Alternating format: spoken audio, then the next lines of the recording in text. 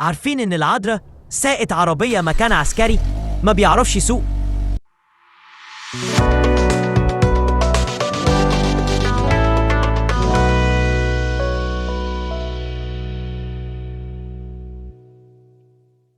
كان في مرة عسكري مصري من الصعيد بيخدم في الجيش، وفي يوم من الأيام ناداه القائد وقال له: يا عسكري، شايف العربية الزلة اللي هناك؟ حركها ووديها الناحية التانية.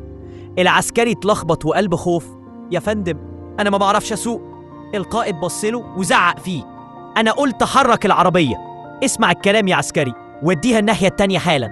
العسكري وقف محتار، مش عارف يعمل إيه ولا يتصرف إزاي. سكت لحظة وبعدها رد وقال: تمام يا فندم.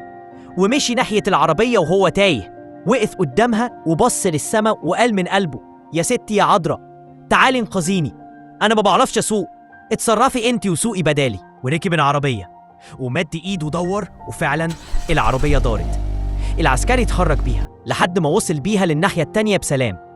وهو ونازل من العربية بص وشاف القائد وكل العساكر جايين ناحيته، عينيهم مليانة ذهول وحيرة.